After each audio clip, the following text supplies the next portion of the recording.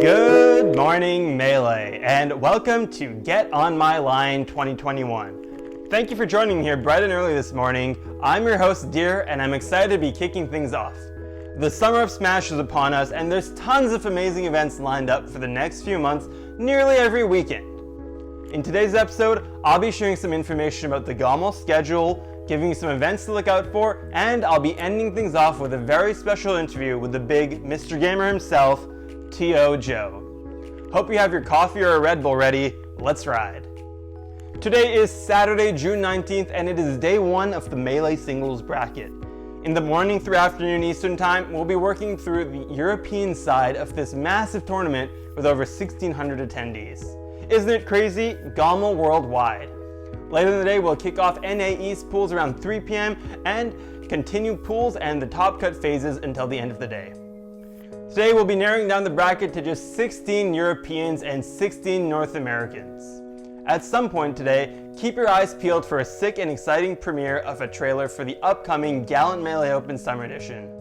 Tomorrow we'll kick off the day at around 1 p.m. Eastern Time and tune in to the EU Top 16. After that, we'll watch the Top 16 of North America and end off Week 1 for Get On My Line. The event's going to be a great time, and the Gomel crew has worked hard to make sure this weekend and next weekend are treats for spectators. Did you know that this is the first weekend of summer in Canada? The summer solstice for us here in the Northern Hemisphere is tomorrow, Sunday, June 20th. Stay away from any members of the Fire Nation. This event is the first of many amazing tournaments of the summer. In the next few weeks, here's a handful of tournaments to look out for. FET Online, June 21st through 30th. Pound 2021, June 26th through 27th. Rollback Rumble, the big one, July 3rd through 11th. Smash Summit, July 15th through 18th. And Gallant Melee Open Summer Edition, July 23rd through 25th. All these events, except for Summit of course, have registration open right now. If you're interested in supporting the Melee community and participating in an event, check them out, and mark your calendars to be sure to tune into their streams regardless. Even though events are still happening online, the caliber of production and gameplay we've been seeing has been phenomenal. Shoutouts to all the folks grinding behind the scenes and all the players for supporting us in bringing you some amazing Melee. Alright everyone, it was great waking up and starting my day with y'all. Now, I want to share an interview that I really enjoyed, because it's just me chatting with a homie. Please enjoy this interview with the founder and head event organizer for Even Matchup Gaming in the Get On My Level series, Toronto Joe.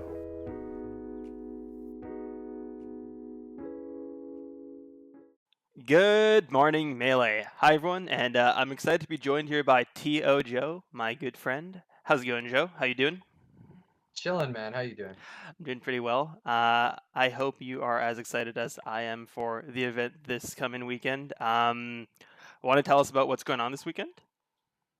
Yeah, so Gomel Online, we got Melee this weekend, Ultimate the weekend thereafter. I'm super stoked. We were talking about it earlier. I feel like Gomel Online kind of opened the doors for the net play quarantine era, and it's nice that we're kind of closing that chapter as we look towards the reopening of things.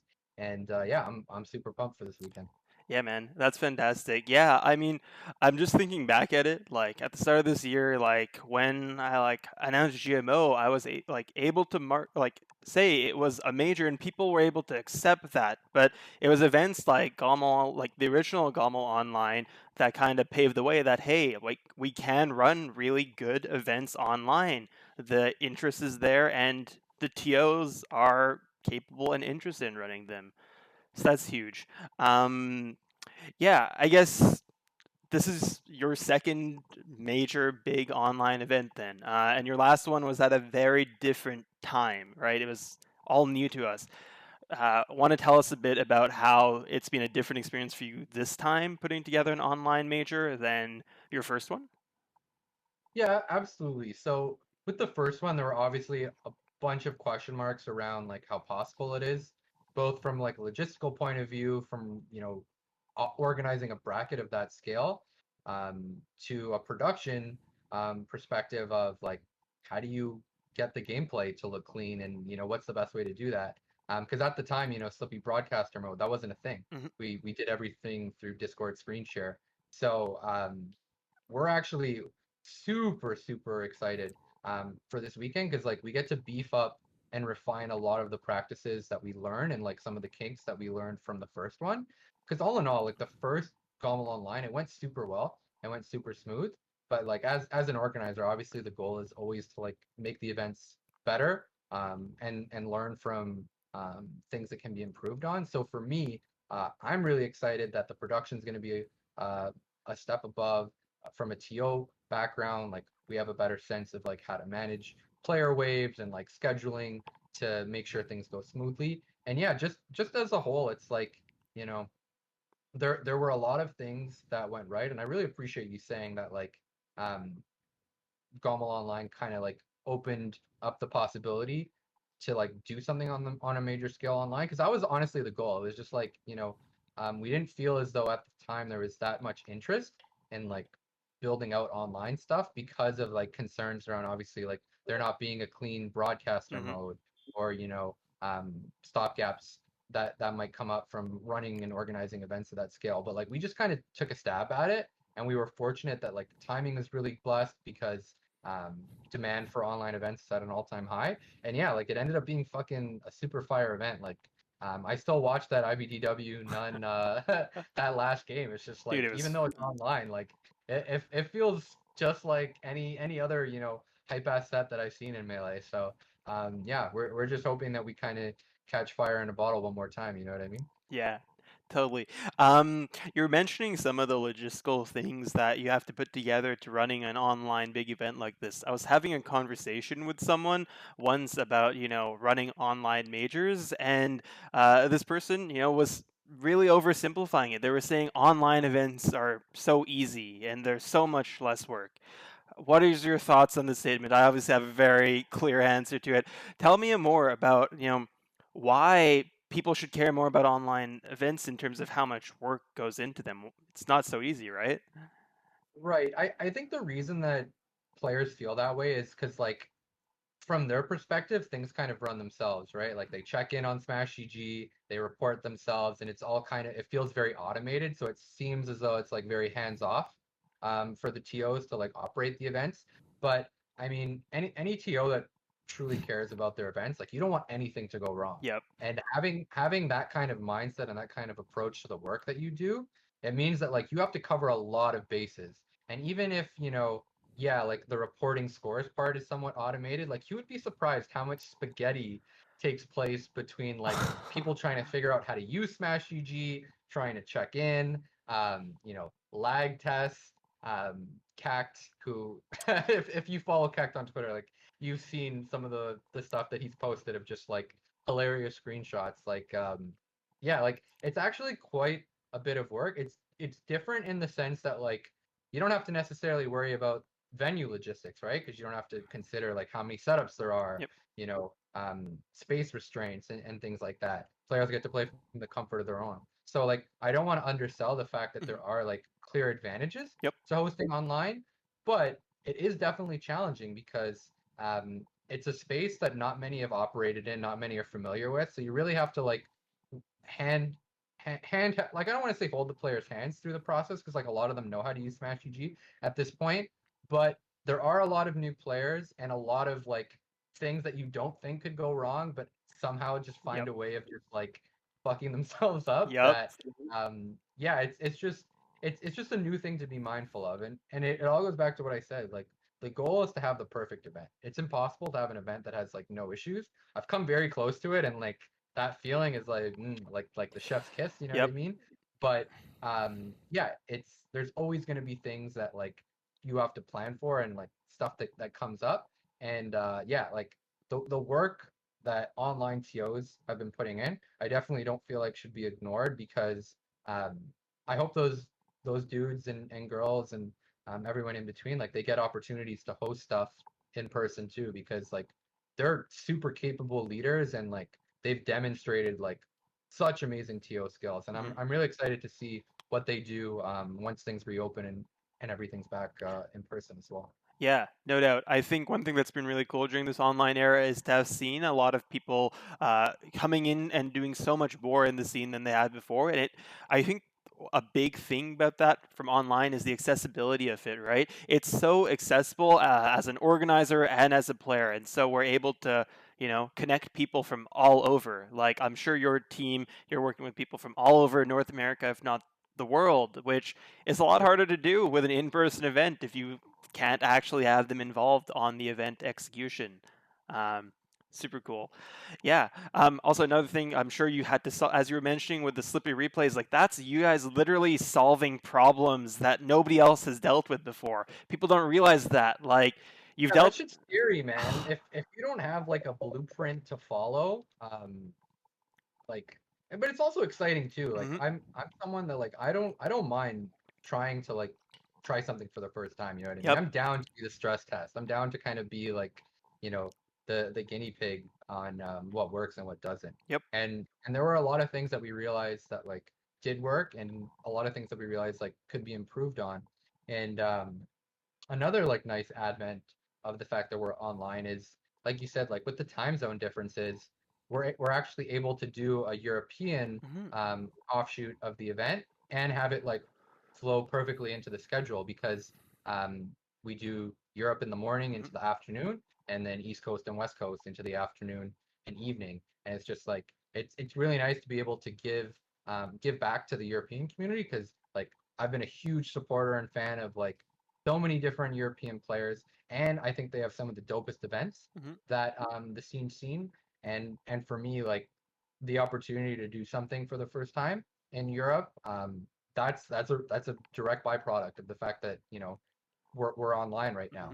Mhm. It would be a lot harder to try to do something in Europe if I was coordinating it from Canada and the event was in person. So yeah, like you take the good with the bad, and honestly, like um, as fucked as this pandemic has been, like it's definitely created some new opportunities and had us thinking about new ways to bring fresh stuff to the community. So yeah, I can't honestly complain.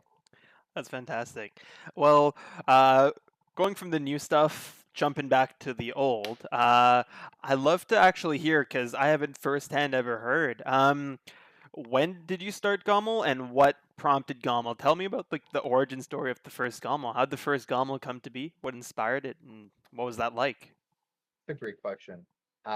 So the whole reason why I started EMG, I was competing in events in the US, and then I'd come back to Toronto, and like the stark difference in quality was just like it was so apparent, and I felt like the Canadian scene in Toronto specifically, um, like we had so many dope players, so many dope personalities, but like we just really lacked that platform to kind of have exposure to the greater community and have people notice what it is we were doing. So I decided, you know what, I'm going to throw my hat in the ring. I started EMG with some of my close friends, and um, yeah, from there, I was a student at York University at the time. So I started a Smash Club, which allowed me to access a bunch of facilities on campus, which in turn gave us resources, to host Hmm. events. Because if anyone's tried to host events in Toronto, you know how fucking expensive it is to try to get like a dope ass venue that can accommodate people and is able, to have high speed internet to stream and stuff. So the university was a blessing. I don't Yep. think EMG or Gomel would even be a thing without York's support. So that Smash Club was really like the springboard to kickstarting the event. And then yeah, we were hosting events at York. They were slowly building numbers, building interest. We became one of the fastest growing clubs on campus. We had like over 500 members. So like there was clearly like we were building something great. And the goal was eventually, to do something on a major scale. Because like I said, there were so many amazing events happening in the US on a huge level that yeah, we just wanted to be able to have that same uh, event brought to our space. And then MLG reached out to me and they're like, yo, we need a Toronto qualifier, Canadian qualifier for our MLG grassroots circuit. You think you can put together a tournament? And like at the time, I don't think I had hosted anything big. I think the biggest tournament I hosted was like 60 or 70 people. Hmm. Maybe I had hosted a big tournament. I don't know. It's so far in the past that I'm getting my timelines crossed up. But yeah, I was definitely like I played it like cool guy. I was like, I could host this fucking tournament. Yeah, of course I could host this tournament. No problem.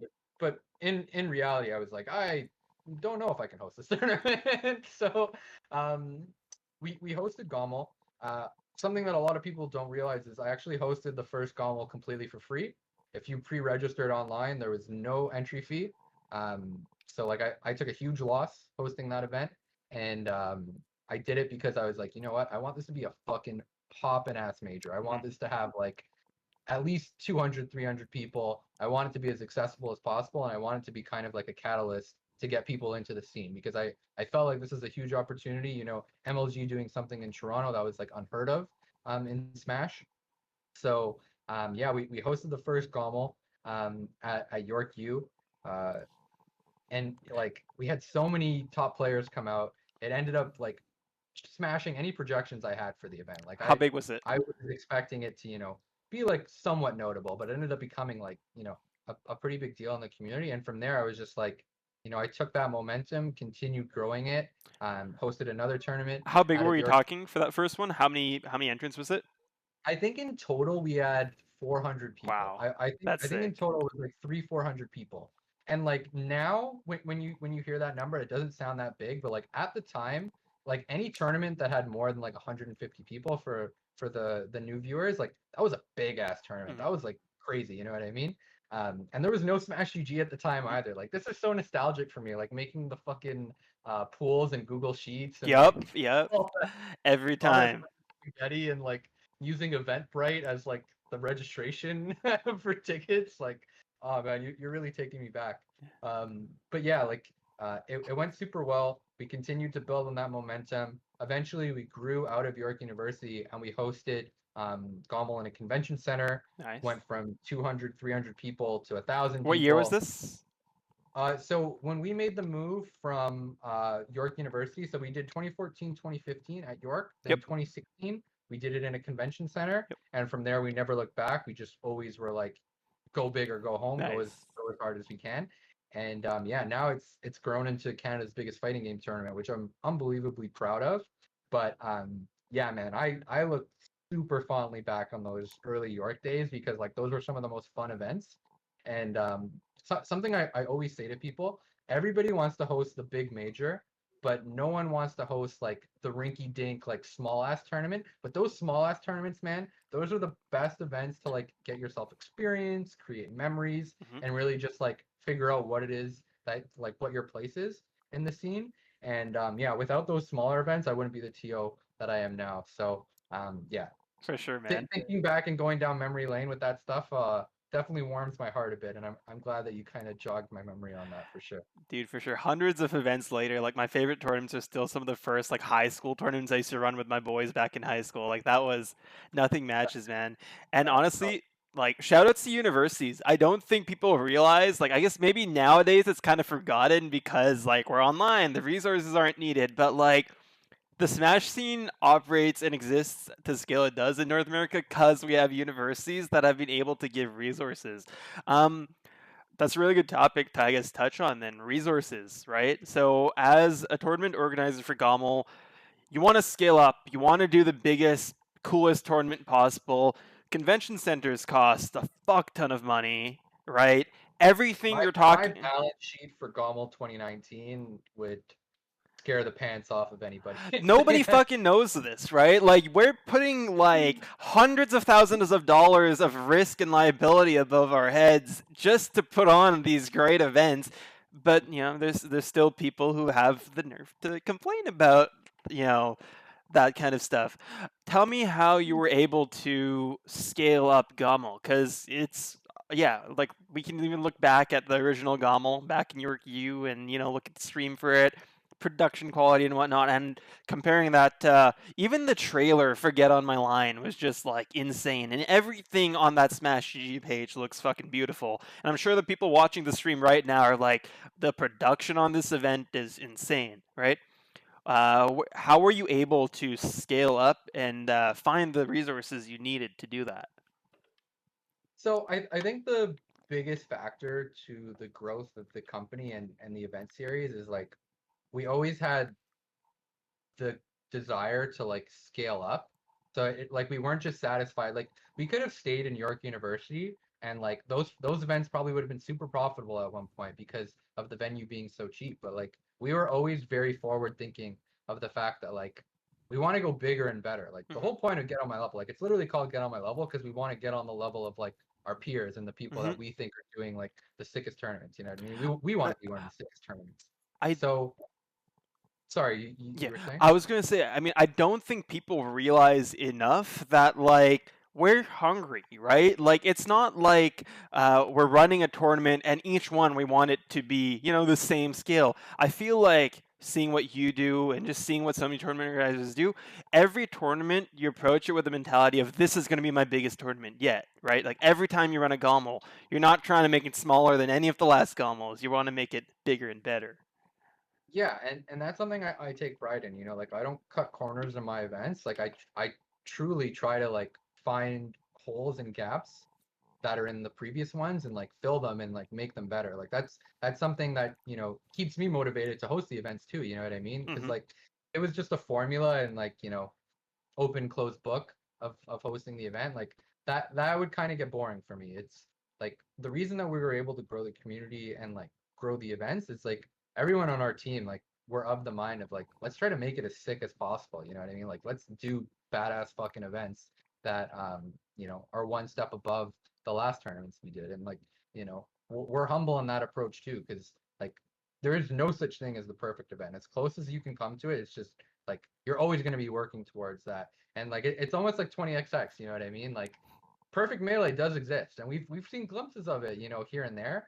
And in the same way, like a perfect tournament does exist, but to get to that point, it's like so much work, so much kind of planning, practice, and just experience that's kind of what's motivated us. It's like we want to bring dope shit to the community, and we also want to be able to um, push ourselves to, you know, improve the quality of the events because that was why we started in the first place. You know, if we were kind of complacent and just like, oh yeah, like we did this sick like MLG qualifier thing, like, you know, root and toot our horn, like I don't know, I don't think we'd be in the same position because like I'm always trying to find ways to bring new shit to the community and dope stuff to the scene.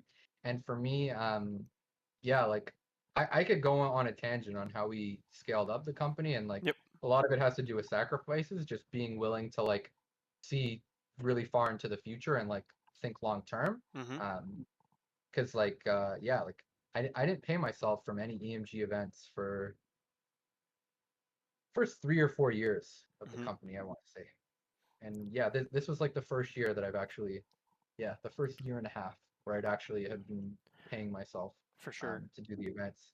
And like we had to aggressively save and like, you know, make sure that the money that was coming in was being put towards the business and like buying setups, Hmm. getting production gear, getting more budget to make bigger and badder events. So for me, it was just like, yeah, it was a lot of sacrifice and like it wasn't just me. Like that's another thing I want to stress is you know, everyone always like there's always like a face of a tournament for most majors, and something I pride myself on is like I don't think Gommel is like a Joe tournament. You know what I mean? I don't think people think just of me. I think they think of EMG when Yes. they think of Sure. Gommel, and like I'm super proud of that because I think all of our team members are what make the tournament special. You know what I mean? Like yeah, I do a lot of heavy lifting with the event, but like I'm definitely not doing it solo, and I'm not planning it solo, and I take a lot of pride in the fact that like you know we've been able to create like a super successful series and it hasn't been hinged on like my brand or like some shit like that. Like I like my Twitter could stay dormant and like stay dead for Hmm. as long as I want it to be, and like I know that Gommel's going to be okay because we built it into something that's bigger than just like me or anything like that. And I think honestly that's the best way to do it because um those unsung heroes that you might not follow on Twitter or like see on camera on the streams, those are the people that make the events Do you want to pop. And shout like some of them out? Shout some of them out who might yeah, I mean be. there's oh, man, it's such a long list. It's tough actually because you don't want to name I some want of to them. make sure I don't leave anyone Yes, out. Obviously, for sure. Ben, Nate, Gilbert, Faison, Hell yeah. George, Martin, Cheeto, Max, Cyrus, Andreas. There's just T- all the waveform staff, Hell yeah. specifically like Salil, Tamir, Dave. Um, yeah, dude, there's honestly so many fucking people. Like Hmm. I would say look at the credits roll of all the Gomels that we've Yep. done because I think we never miss anybody in the credits roll. And yeah, that is literally the shout out list of like everyone that makes the event happen. And like I think our credit roll was like 3 or 4 minutes long. Like it's a lot of people, you know what I mean? So Yeah. Always stay um till the end of the credits, everyone. If you're watching a tournament and they have credits, you should be watching them and recognizing like how many people worked so hard to bring you the experience that you're watching, for sure. absolutely, absolutely. And like yeah, even the volunteers, you know, like volunteers are really the backbone Yeah. of Smash tournaments. If people weren't down to volunteer to like pool captain and Hmm. like volunteer their time for 2 hours to run those pools, tournaments would be a fucking disaster or their budgets would just be crazy. Hmm. Because yeah, like man, pool captaining, that shit's not easy. Hmm. That shit is actually kind of chaotic at majors because you're trying to, track down like 20, 30 players. There's probably one top player that's like a fucking prick to you that's like, yeah, just let me play all They my just like matches. walk in like 20 minutes late and are like, "Is this my pool?" Like they're asking every pool captain, "Is this my pool? Am I in this?" And some random fan is like, "No, dude, that's your pool, right?" Absolutely. Uh, Shout outs to the top players that are chill though. Like yeah. there's actually it's funny. Like I would say because I've had a lot of experience in a bunch of different gaming scenes. Our top players are actually for the most part pretty fucking chill. There's some like bad eggs that like just need to be told to fuck off once in a while. But like yeah, no, for the most part, I think what makes Smash so cool is how close knit the community is. You know what Hmm. I mean? Like where else can you play like the best person in the world with round one pools Yep. and a a worldwide known competition? You know what I mean? Like that's just dope. And yeah, we kind of got off tangent. I don't even know what the Yeah, original. I got something else we can jump to next. So you mentioned earlier you did a lot of this fully voluntary. You didn't even pay yourself, and you also mentioned that EMG is a company. Clearly, you need to also pay the bills. So most people know TO Joe, Toronto Joe. Tell me more about Joe. So what have you been doing these past years? So you were a York University student when you started Gomel. Like, tell me more about yourself then. Yeah, let the people know. Yeah, so at York, I went to teachers college. Originally, I was going to be a teacher. So I got my teaching degree, and then right when I got my degree and it was time to like try to get a big boy job, like EMG was really starting to take off, and I was like, you know what? I think I could grind the shit out of this and like work like dead end jobs here and there just to like get me through and like pay the bills and like really build up this company and turn it into something special. And yeah, I just bet on myself essentially. I was like, you know what? I'm gonna eat shit. I'm gonna work at fucking Canadian Tire, Value Village, all these random like knickknack jobs at minimum wage, and I'm just gonna support myself and continue doing EMG because like that's what I was passionate about. You know Hmm. what I mean? Like I went to school more so because my parents wanted me to like have a backup plan, but like I was always thinking like, esports is what I wanted to do. You know Nice. what I mean? Like esports was always the goal. So that was like what I cared the most about. It's what I put the most time in. I'd always like I've been playing video games since I could remember. You know what I mean? Um, so like games have always been a huge part of my life. And yeah, outside of Smash, I love basketball. I haven't played. I was thinking about this earlier today. I haven't played fucking basketball in like a year and a half because of this fucking pandemic. Hmm. But I love basketball.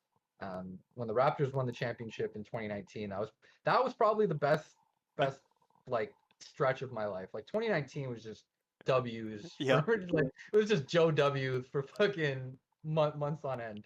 Um, so yeah, I love basketball. Beyond that, like investing in the stock market is something I picked up Nice, nice. over the course of the pandemic, and that's been Apes super together well. strong. Yeah, hell yeah. I have no shame in admitting that I made some money on GameStop. That Yep. was Dude, that was a one-time I stream. feel like there's a lot of people who are just like below the interest level of like actually learning about it.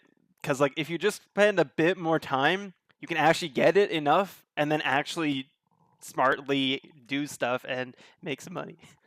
Yeah, absolutely. And it's like it's one of those things that like if you educate yourself, it's a fun thing to do on the side. Like I don't invest all my money in the stock market Yeah. but it's like it's a nice kind of passive income stream to create for yourself. And it's like it's new tools and skills to build on, right? Like Yeah. researching and diving into stocks, and you know what I mean? Or just, if you're a degenerate gambler and you Yep. just want to go all in on like the meme rocket, like you can fucking do that too. I don't advise that, All right, we but got tangented hella hard. We're talking about stock market investing, but there was one thing you just said about researching and learning, and that stuff applies to everything. I think one of the last topics we'll touch on here, researching and learning. You clearly have spent a lot of time researching and learning Melee and Smash, and so you probably have a ton of information in your head about tournaments and the games themselves.